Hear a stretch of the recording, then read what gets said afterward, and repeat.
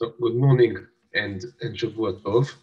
Our show for this morning would be dedicated to the speedy and full recovery of the brother-in-law of Michael Goodman, Shlomo Yechiel ben Chana Alevi. May the Torah we learn will be the refuah shlema b'ezrat Hashem.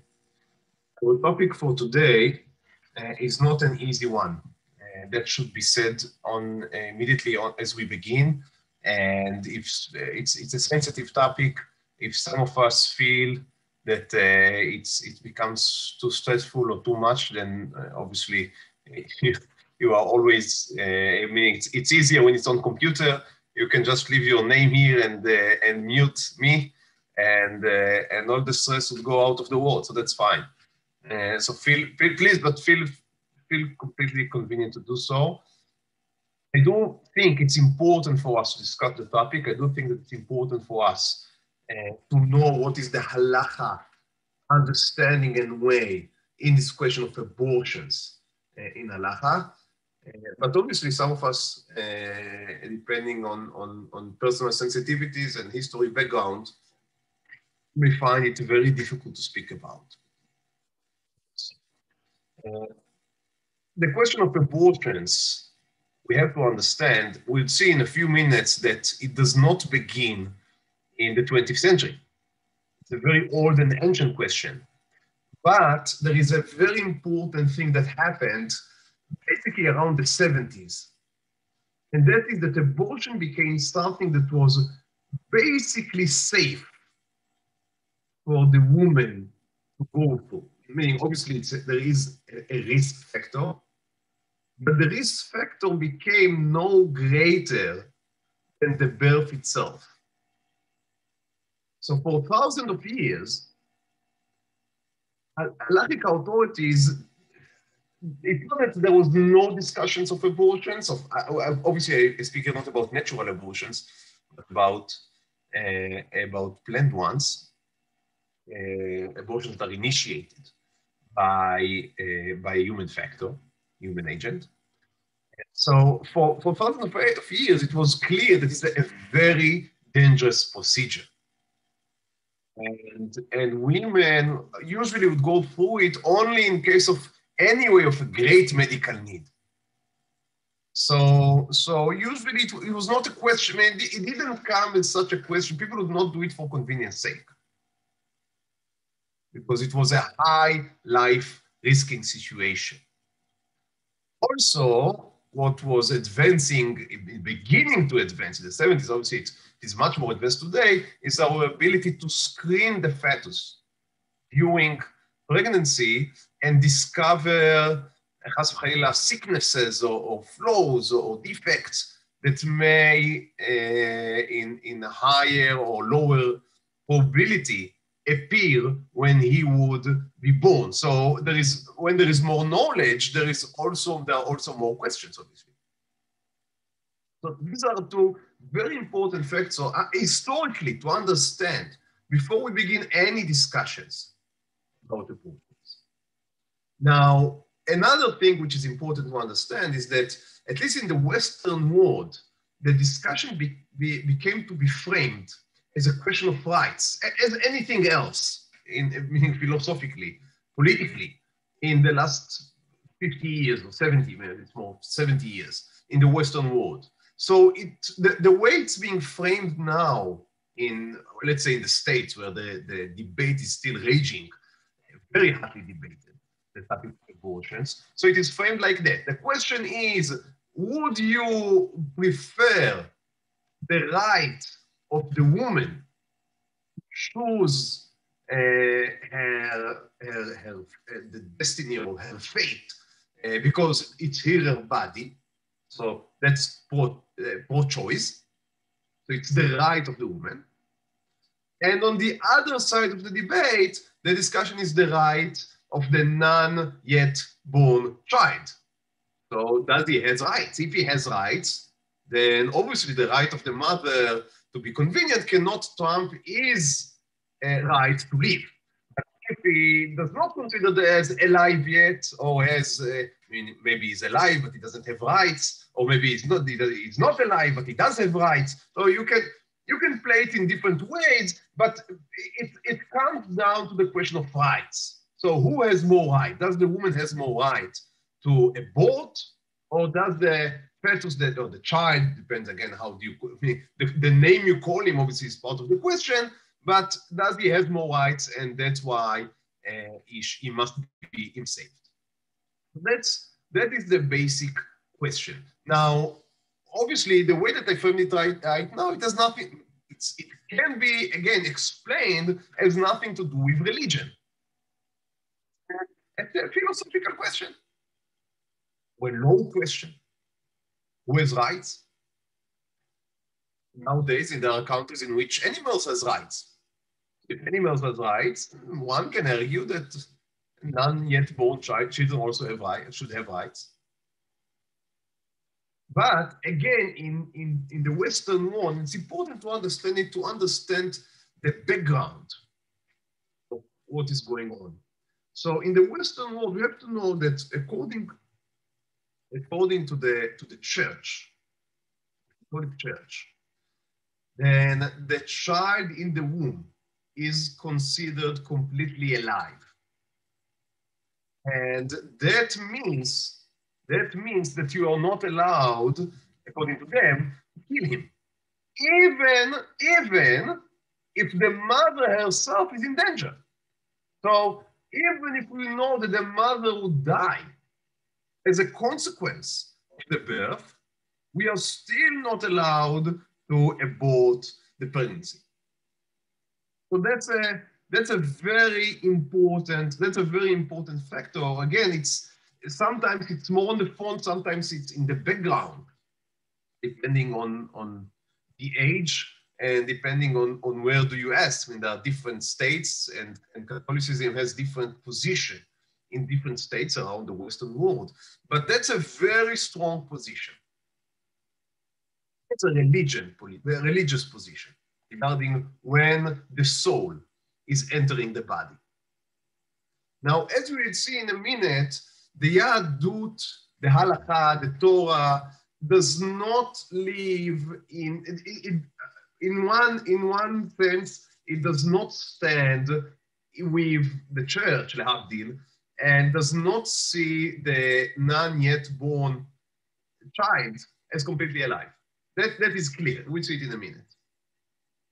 On the other hand, as we, I think, stated many times in these shiurim, the Torah does not frame its discussions on the background of rights. So it's not a discussion of rights that we are having, it's a discussion of duties. What is the duty of the mother to her non-yet born child? What is the duty of the doctor? What is allowed, what is not allowed, what must be done? So these are the questions.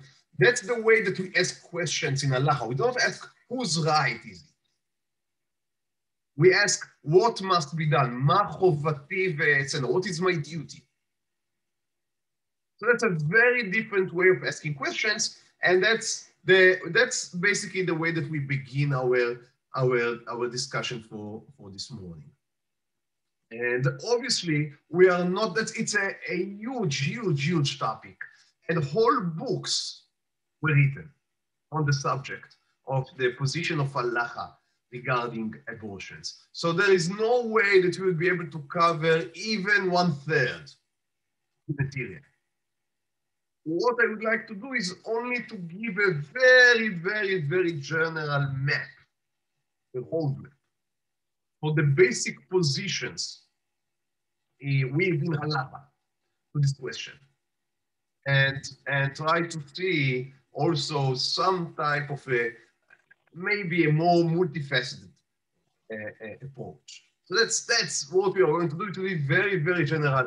I shouldn't even say that nothing that we are going to say here should be taken as halacha lemasa. Obviously, every question here, it's a question of life and death, and should be debated with a Rav, and with a Rav that is great enough, has shoulders enough to pasken in this type of questions, and I would immediately say that that's not me. I would in a case of a need, obviously I can speak, I can connect with my own rabbis, but we're speaking about one of the hardest, the most difficult questions that the Rav is required to give his psikah. Okay, so again, we are speaking about the roadmap here. And we begin with the first source, and that is in Shmot Kaf Aleph. I hope that you can see the sources right now. In Shmot Kaf Aleph. And the Torah there speaks about abortion, but it doesn't speak about abortion that is planned. As I said, in the ancient world, that was almost a non-possibility. Almost a non-possibility. No one would do such a thing because the risks and the danger for the mother would be just too great. So the case in which we speak is the following. So what happens if two men fight? And during their fight, they happen to strike a pregnant woman. So that's a fight that got out of control, and there may be a stone was thrown, maybe a fist that was not directed properly. But the final outcome is that the woman got hurt, and she was pregnant. And unfortunately, the children, the non-born children, they died. They go out. Yatsu, they go out of her body. Now the Torah says, Velo son, if there is no disaster, Anoshi Anesh, then he would be punished.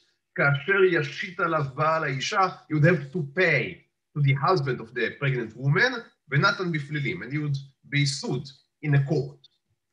Ve'im ason yeh, but if there would be a disaster, Venatata nefesh tachat nefesh, then it would be life for life. So the Torah differentiates here between two cases. One in which the children go out, but there is no disaster, and one in which there is a disaster. Only when there is a disaster, the attacker would be punished by death. Rashi explains, so that's taken directly from Chazal. Velo yeh ason, where is the disaster we speak about? Ha'isha. Meaning to say, only if the woman, chas v'chalila, dies, only then the attacker would be killed. Why? Because he's a murderer. But if it's only the fetus that died, then it would only be a payment to the husband. So what is clear from here is that the Torah does not regard the killing of a non-yet born child as a murder. I think it's clear. That is from the onset. So abortion is not murder. That's clear in the Torah. That's clear in the verses. A disaster is, obviously everything here is a disaster. But the biggest form of disaster is murder. And murder is only what would happen to the woman. But the child that is in her womb, even if he would, chas v'chalila, unfortunately, he would die as a result of the attack, it is only considered as a damage and not as murder. So that's a very important distinction made by the Torah. Now, obviously the question is, to what extent should we take that? One way is to take it to its end and to say that a child, as long as he is not yet born, doesn't have any status of life. So damaging him is like damaging the woman's hand or the woman's leg. It's an organ, part of the woman, but it's not something that is considered its own entity. It is not considered independent life. That's one way to take it. The other way to take it would say, no, you have gone much too far. The child in the womb is considered alive and is considered his own entity. But he's not alive enough to kill a person that murdered him. So in halachic terms, he would say, the question is, do we see it as a sin of murder, but without the punishment of murder? Or is it completely revisioned as non-murder at all?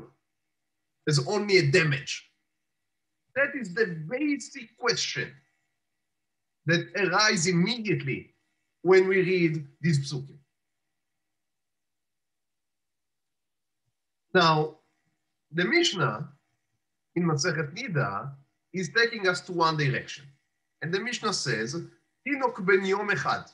If the baby is even 1 day old, meaning he was just born, so a newborn baby, I wouldn't read the whole Mishnah here for time considerations. You can see it later if you'd like. But so the Mishnah says that the baby, after he was born, has a complete human status, we may say. He can be imbued, he can impure others. If his father dies, then if he was born, then his mother is exempt from ibum, from marrying her late husband's brother, because there is a baby, and he can inherit his father, etc., etc. So all of these things only happen, all of this, we may say, legal status is only acquired in the second of his birth. But what can be understood, implied from this Mishnah, is that a second before he was born, he is not entitled to any of these, we may say, benefits, or he does not enjoy the status of a human being, we may almost say. So from this Mishnah, it seems that we should take the more extreme approach. I mean that the Torah taught us that the fetus is not considered an independent life. On the other hand, we have a Gemara in Sanhedrin, in Daf Nun Zayin Amud Bet, source Gimel. Now the Gemara in Sanhedrin is discussing the question of Sheva Mitzvot Bnei Noach, the 7 commandments that were given to all of the Gentiles, to all of the nations, not only to the Jews. And one of these commandments is bloodshed, the issur to murder. And there the Gemara says that there are different aspects in which non-Jews would be punished, even in situations in which Jews would not be punished. So, for example, the Gemara says that in order to kill, to execute Jew murdered, you need a due process of 21 judges, 23 judges. And you need 2 witnesses. And you need to warn him before he made the Aveira, etc., etc. But a non-Jew, the Gemara says, meaning it depends obviously on the non-Jews nations, but if they would like, they are allowed to have courts of only 1 judge. And they are allowed to be satisfied with 1 witness. And they are allowed to kill even if there was no due warning. And the Gemara continues to say, Mishum Rabbi Ishmael amru, af al ha'ubarim. So Rabbi Ishmael said that a non-Jew can also be killed for abortion.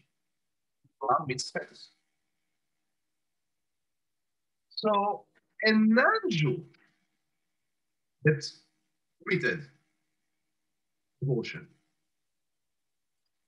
can be killed, can be put to death. Now, that would seem to imply that killing a child, even if he's not yet born, is murder. Otherwise, it would only damage. And a Ben Noach, a non-Jew, that made damage, they are not allowed to make damages to one another, but they're not killed for that. So if we are being told that a non-Jew that committed an abortion, I'm not right now going into the question of do we speak here about the mother or do we speak about the doctor? But anyhow, the one that made the killing, regardless of right now of his identity, is eligible to death penalty. Not necessarily by us, maybe by the non-Jews themselves. Again, we are not discussing right now the question of the sentences and the proper sentencing of the non-Jews and our responsibility for that. It's not our topic right now. But the basic line is, the basic law is that a non-Jew can be punished in death for abortion. That would seem to imply very, very clearly that we speak here about death. And the Gemara gives the pasuk. Rabbi Ishmael. So what is the source for Rabbi Ishmael to say that? So Rabbi Ishmael brings the pasuk that was said to Noach after the flood, after the Mabul. So after the Mabul, Noach is going out of the teva, and God gives him laws trying to prevent a second Mabul. So we want the people to behave themselves. So they should not kill each other. So the Torah says, Shofech dam ha'adam, ba'adam damo yishofech. So the Torah says, according to the plain meaning of this verse, that a person that sheds blood of another person should be killed by man. Meaning, don't wait for God to take the judgment. But we are responsible to judge the murderers. That's basically what this pasuk seems to mean. But Rabbi Ishmael has an interesting drasha in this pasuk. And he gives us a fine reading. He says, you should read it that way. Shofech dam ha'adam ba'adam. Meaning, he who sheds the blood of a human who is inside a human. Now, Ezehu Adam Shehu Adam, who is the human that is inside the human? That is Ubar Shebemeimo, that is the fetus in the womb of his mother. So this pasuk, which speaks about bloodshed, is the source for Rabbi Ishmael's assertion that the Gentile that, again, is committing an abortion should be killed because he's a murderer. So we are still really left in a puzzle. Is the fetus granted an independent status of a living human being, and the killing of him is a murder, or is he only a part, a limb of his mother?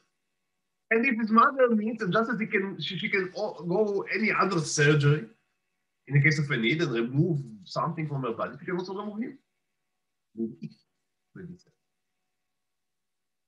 So that's a great question. That's a great question which seems to be not completely resolved in the Talmudic sources. There is a very interesting Gemara in source Dalet here, in Sanhedrin, in which there is a debate on this very question between Rabbi, this is Rabbi Yehuda Nasi, one of the greatest scholars that ever stood for the Jewish nation. He is the editor of the Mishnah. Now, he lived around 200 CE.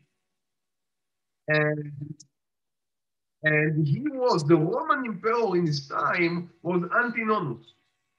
That's the way that we. Antoninus. That's the way that we pronounce his name. And the Gemara tells us that they were great friends. Now, I'm not right now interested in the historic background and to what extent were they really great friends all the time, but all the debates that are described, had they really taken place, or is it only a mashal? I don't know. I'm interested in the content here. And according to the Gemara, according to this Agadeta, Antoninus said to Rebbe, Neshama me'eimatai nitna ba'adam. So from when is a human being considered alive? When the soul comes in, the neshama. Mishat kida or mishat yetzira. So he says, is the soul coming in immediately when, we may say, when there is the fertilization is taking place, or only when the fetus is being created? So is it in an earlier date or a later date? And Rebbe says to him, Mishat Yetzira, the later date. Now, does he mean, excuse me, does he mean after 40 days of pregnancy, or maybe it means after 7 months, or maybe it means only when he was born? But that's, again, that's a debate. But Rebbe says, no, the soul comes in only in a later date. So that seems to be the Jewish position. But then Antoninus, and he says to him, אפשר חתיכה של בשר עומדת 3 ימים בלא מלח ואינה מסרת. He's asking a very interesting question. He says, we know that if a person dies and you don't bury, and you do not, we put him into a fridge if there is a need, but you do not put him into a fridge, then you know what happened to meat in room temperature. It goes bad.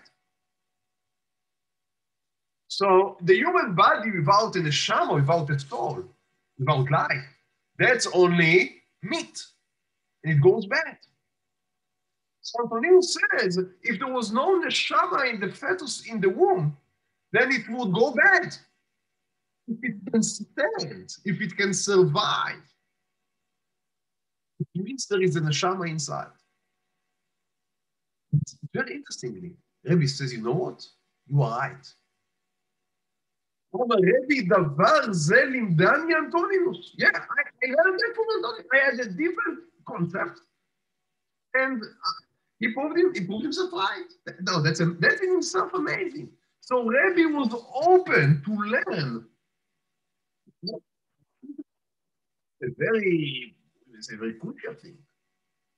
And the Shama comes into the body, says, I learned it from Antoninus. And later I found the pasuk, Ufkudat Hasham Raruchi, that's from Eov, so Mishat Pkida, from the contact between the man and the woman, or if you want the seed and the egg. Then the Shama comes in.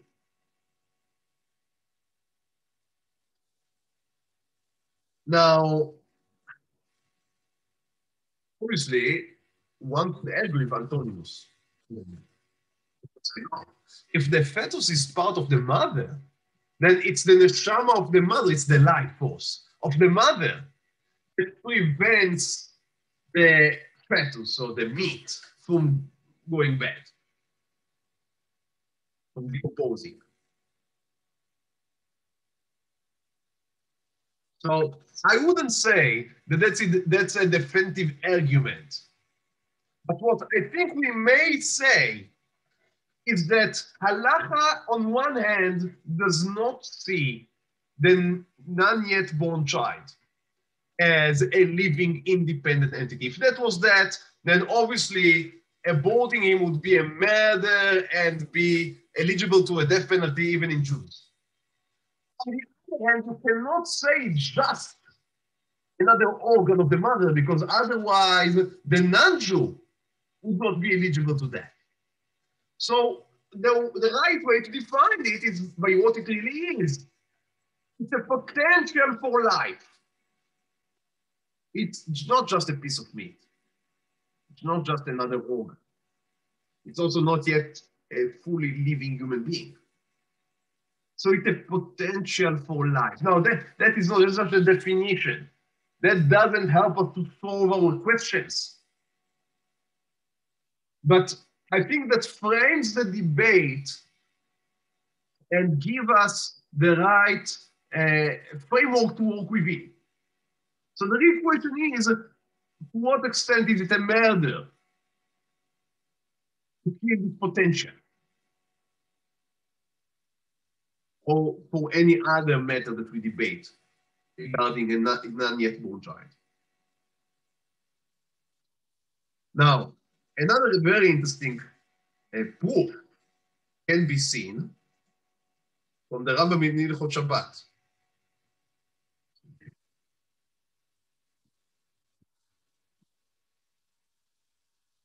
So the Rambam, and that's a halacha that is agreed upon everyone, said, Ha'isha sheyashva al hamashber. So a woman that is on the birth bed. So she's having birth. And unfortunately, she dies. Now again, Baruch Hashem, in our days and in our places, that's a very rare event. It still happens, but it's a very rare event. But in their time, sometimes it was 1 out of 1,000. Sometimes it was one out of 100. So it was extremely dangerous to give birth. And women would die during childbirth. And we have the example of Rachel Imeinu. So in Pashat HaShavua of next Shabbat, Yaakov would say to Yosef that Rachel died on the way when giving birth to Binyamin. So that's just thing that happens. That's why the women say Hagomen, because it's a real life-threatening situation. So the woman who gives birth and unfortunately died during the birth. Now the child is in the womb, but is not born yet. So the question is, am I allowed to break the Shabbat to save the life of the child? The mother is already dead. You cannot save her. She's out. The question is, are you allowed, not only allowed, if you are allowed, then you must. As we said, the question is not a question of rights. The question is a question of duties. Which duty is greater? My duty to the Shabbat or my duty to the non-yet born child? Now we know that in order to break the Shabbat, you need it to be considered a pikuach nefesh. Meaning to say, we are only allowed to break the Shabbat for the sake of saving life. So the halacha is, מביאים סכין בשבת, אפילו דרך רשות הרבים. So we bring a knife, even if we need to break the halacha of הוצאה מרשות לרשות, so carrying in Shabbat, which is אסור, מדאורייתא, וקוראים את קריסה, if you need to perform a surgery, that also may be, there may be different isurim that are connected with the surgery. We are still making the surgery and saving the life of the child. Now, we don't have a monitor back then. We don't know even if this fetus is alive or not, but maybe it's alive. So you are allowed to break the Shabbat in order to give life to this non-yet born child, shesfek nefasho, that even a doubt of life, דוחה את השבת, becomes Shabbat. ואפילו לזה שאין חזקת או חי, even for this one, for him, that was not alive yet, but has the potential of life. So on the one hand, they said, obviously, we have the potential of life. It's not only a limb, it's not only a food. On the other hand, it can be here, but in a case in which we have to choose between the child that was not yet born and the life of the mother, and that also, unfortunately, is something that happens. Sometimes we know that carrying on the pregnancy, maybe we'll be able to save the child, but the mother would surely die. So the halacha is that, according to all of the posting, you must You must kill the child in order to save the mother. Now, if he was fully alive, you would not be allowed to do so. We are not killing one person for the other. But as I said, this fetus is considered in halacha as in a middle position. He's not yet alive, but he has the potential of life. So we would break the Shabbat to save him, but we would, if it's needed, we would kill him to save his mother. Obviously, in the minute that he was born, when his head is out, you're not allowed to kill him for his mother. So that's the second, in which he is granted complete status.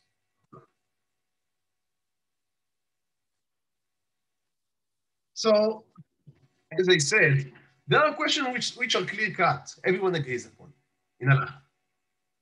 So, in case of danger to the mother, it is clear that you are allowed to abort, to terminate the pregnancy. That's clear. But what about cases in which the termination of the pregnancy, the abortion is not considered for the sake of the mother, but let's say for the sake of the non-yet born child, because he is going to have some extremely difficult disease. Efficiency. These are heartbreaking questions. And there are different opinions between the Poskim. As I said, many of these questions are new because people couldn't know what is in the womb 50 years ago, 70 years ago. That's a new question. And there are very much differing opinions because, as I said, the question is how do we regard its potential for life? And the big dispute erupted, we may say, as I said in the beginning of the shiur, in the 70s, in the late 70s, between, on the one hand, Rabbi Eliezer Wallenberg, Eliezer, who was the posek of Shari Tzedek in Yerushalayim, a very famous posek halacha with a very extent knowledge in medicine. And on the other hand, was the great posek of America, the Moshe Feinstein, the Igut Moshe. And he was informed in medical situations by his son-in-law, Shlita, which is us. And both of them were great authorities, the greatest authorities of the 20th century, almost. And they formed extremely opposite opinions. If we look at source Vav, that is from the Tzitz Eliezer, from Wallenberg, here in Yerushalayim, and he wrote long answers, not one answer, answers. And the sources that we brought are only a drop in the sea, really only a drop in the sea. And we didn't even discuss them and analyze them full extent. So as I said, we only draw here a very basic map. And anyone who wants to be more informed, then I would be happy to give further materials. But the very basic approaches are, on one hand, as I said, the Tzitz Eliezer, here in source Vav. And the Tzitz Eliezer says, לא חייבים עליו כלל מכוח דין גדר איסור. He says there is no murder or killing in abortion. אבל שפיר מודים, באיסור מיעתיקה מכוח איסור חבלה.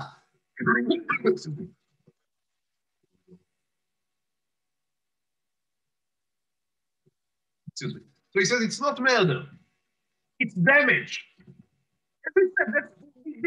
That's one way to read the Gemara and the Psukim. So he says in a very clear language, it's not a question of murder.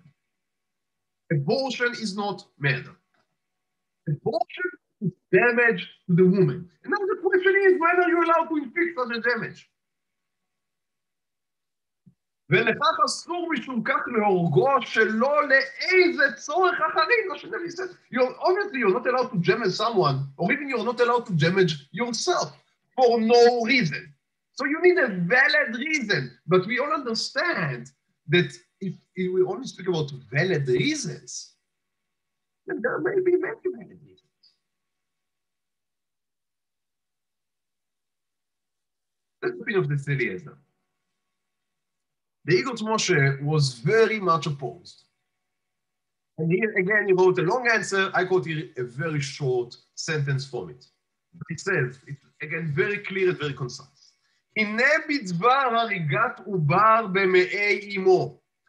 Immediately when he begins, you see, he says, we're speaking about killing. So regarding killing the fetus in the womb of his mother, מפורש בתוספות סנהדרין לימוד חילקה, דאסור בפשיטות באיסור רציחה. He says that is murder. משום דליקה מידם דלישראל שרי ולעקום אסו. Because if you see that by non-Jews it is considered a murder, as we saw earlier, then it cannot be that the law of a Jew would be more lenient than the law of the non. So if it is murder there, it must be murder by us as well.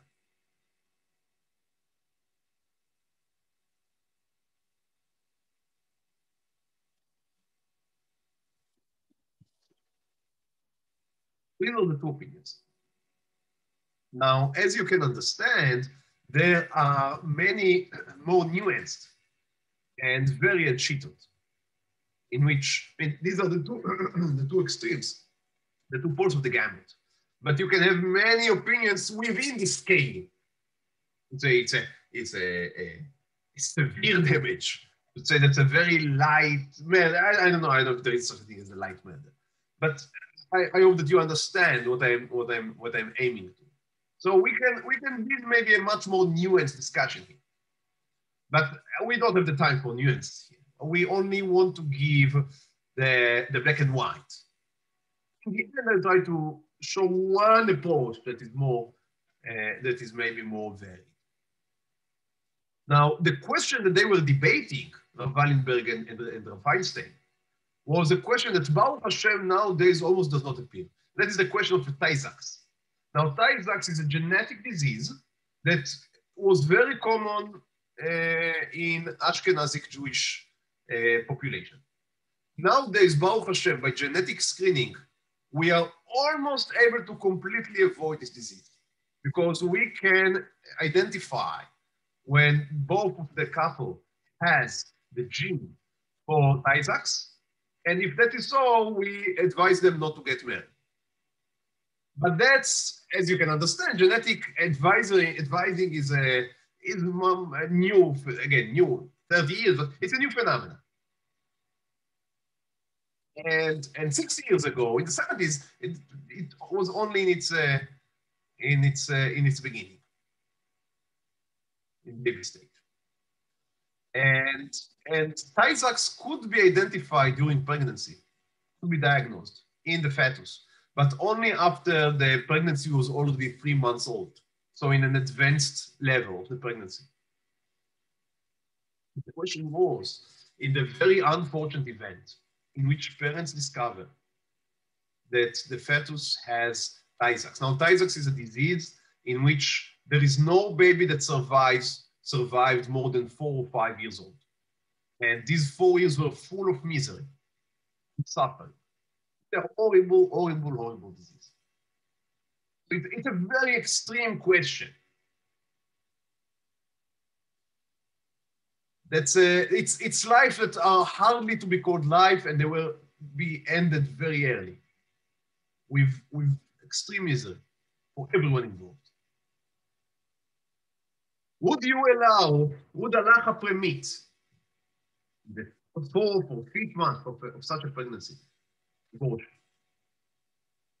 It's Eliezer, following his opinion, standing fast to his principle, that we do not speak here about murder or about killing, but only about damage. So he said in source chet, Odot הפסקת הריון, speaking regarding termination of pregnancy. Again, it doesn't speak about killing, right? It speaks about termination of pregnancy. It's a very clean language.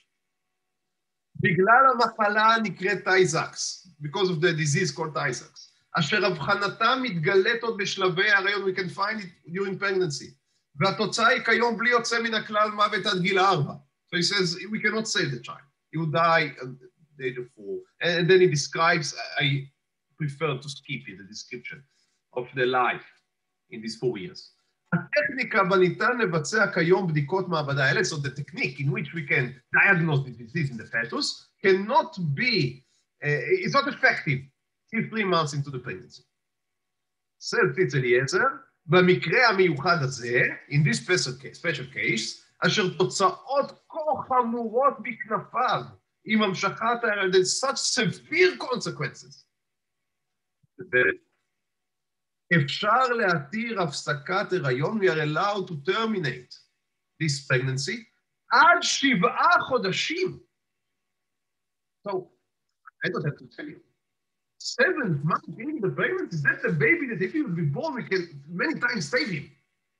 A baby that is born today, in the 7th month, says the Tzitz Eliezer, you are allowed to terminate this pregnancy even in the 7th month. עד 7 חודשים. ובאופן שביצוע הפסקת ההיריון לא יהיה כרוך בשום סכנה להם, obviously, only in a case in which we are sure that the abortion would not be dangerous for the mother. That's obvious. So that's the Tzitz Eliezer. And many poskim rely on this tshuva of the Tzitz Eliezer to this day. Moshe Feinstein was saying that he was opposed to be very, very, very delicate. He wrote an extremely sharp answer in response to this Tzitz Eliezer.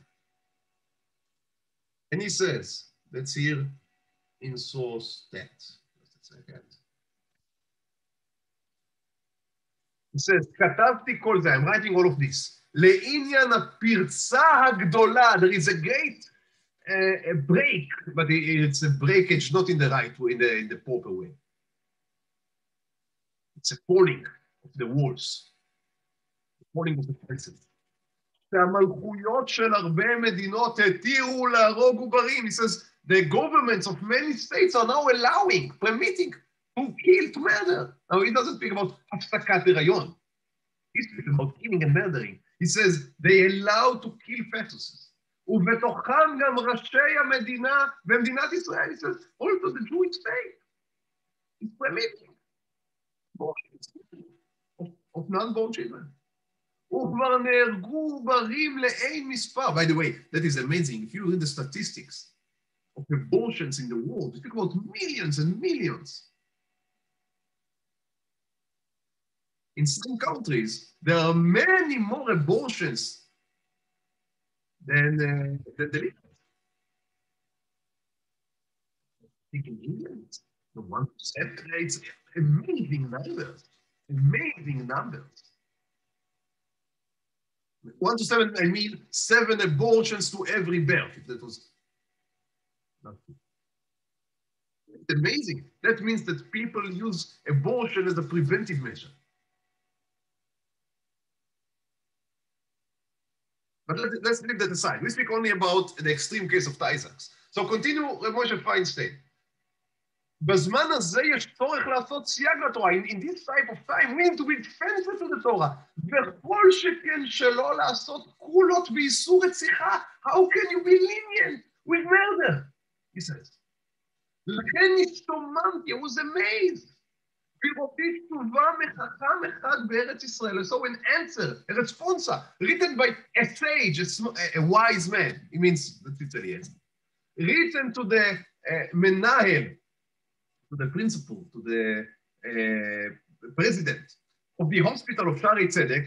He speaks about Ravaninda. המתיר הולדות שעל ידי בחינות הרופאים, שהוא עובר יותר מג' חודשים, שהעובר הוא במחלת טייזקס, להפילו. He says, I was the maid to read. But someone is permitting abortions after 3 months old of pregnancy. because of טייזקס. הוא ברור ופשוט, כדי כתבתי, to me, it doesn't say it to me, it is clear and simple.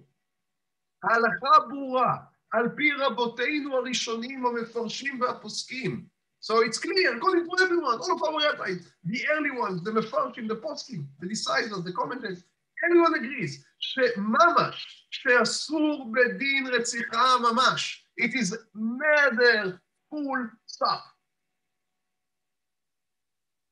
כל עובר, בין כשר, בין ממזר, בין סתם עוברים, בין הידועים לחולי טייזקס, כולם אסורים מדין הממש. Says it doesn't matter. It doesn't matter if it's in pregnancy, it's out of pregnancy. He is healthy, he is not healthy. He's a living being. And killing him is a murder. He says, no one should be mistaken to rely on the answer that was given. I mean, it means by Rabban Denver. It says, God would forgive him for that. That's a very strong language. That's a very hard debate. As you can imagine, Rav Wallenberg wrote an answer in which he rejected the proofs by Rabbi Moshe Feinstein, and the debate is still on. The debate is still on. Now, obviously, you can announce and try to find a middle ground that to take into consideration the truth that is obviously that does exist in every shita, because as I said in the beginning, we're speaking about potential to life. So this potential, it really is life, but it's really only potential. So we need maybe to have a more nuance. We cannot only say, okay, it's either murder or damage. Maybe you can find something in the middle. Now, Morim Rabbi, Arav Lichtenstein, also published an article regarding this question. Now, he was asked by a committee that was formed for the purpose of reformulating the law in Israel of abortions. So he was asked to give a testimony about his position, his halachic position in this question. Now, he himself was more close in his opinions to Rav Moshe Feinstein than to Rav Wallenberg. And I dare say that it was primarily on moral grounds. I mean, he felt that it cannot be, as Rav Moshe Feinstein said, it cannot be that by non-Jews it would be a murder, and to Jews it would be allowed in many cases. He said that is not possible. But he gave a more, as I said, nuanced position, and now it's becoming a little late. So I would say it's written here. You can read it yourself, and I can, as I said, if someone wants the sources, I can send. But basically, what he says is that we need to divide pregnancy. And again, I want again to emphasize, it's not halacha what I'm saying now. It's a very, very broad overview. And no one should deduce any halacha lemaisa from what I'm saying now. But basically what he said was that we need to divide pregnancy to 3 different stages. The first 40 days, which by many poskim is, we can be more lenient. Between 40 days and he called it the 3rd trimester of the pregnancy. And that's open to debate where exactly the line goes through. But the 3rd, so meaning from 40 days to the 3rd trimester, and then the 3rd trimester. And his view was that in the first 40 days, that is, we can maybe be more lenient and see that as really only a damage. He was even open to the possibility, again, open to the possibility does not mean that he would support it, but acknowledge the validity, let's say, of a reasoning that would not even be something as extreme as Tay-Sachs. But in the first 40 days, let's say an unwanted pregnancy, a girl that is not married, something like that, that would cause a great havoc on her life, something something on social even position. So he was willing maybe, I add maybe, to consider that in the first 40 days. Between the first 40 days and up to, as I said, the 3rd trimester, so the last 3 months, so the first 6 months, in which the child is still completely dependent on his mother, he thought that no social considerations can be allowed. It's already a potential for life. You're not allowed to terminate potential for life for social reasons. So for the need for money or because of social standing. That was his position. But again, maybe in the case of an extreme matter in which there is no real potential for life, because speaking about someone that would have Chaschilat Isaacs. So this type of disease, again, nowadays, unfortunately, people would have abortion for even what we would see as small defects. As I don't know how to say it in English, safash sua. I apologize. I didn't get it before.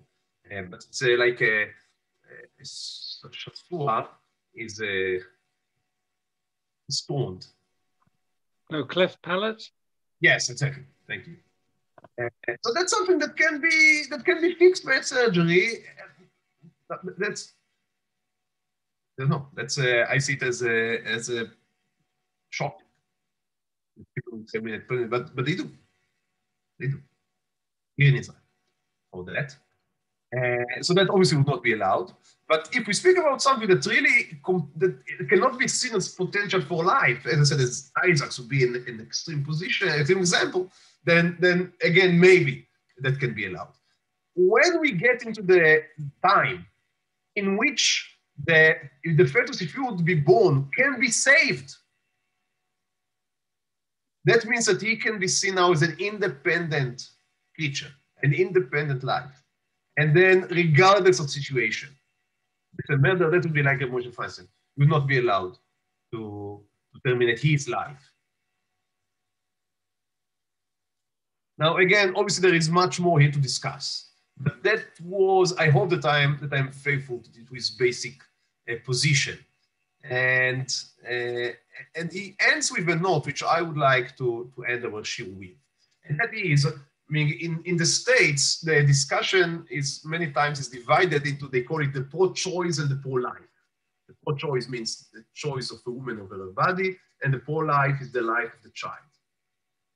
So the Torah has obviously as a middle ground.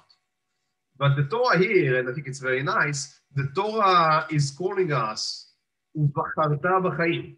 So the Torah is both pro-choice and pro-life, but it says you should choose life. Now, that's a very important matter, because what I mean here is that many of the abortions happen not because of extreme examples as we just given, but because of lack of social nets, because of a deficiency of society. And that is something very important to understand. We can be pro-choice and pro-life if we choose to support, if we choose to create the situations in which children can be born.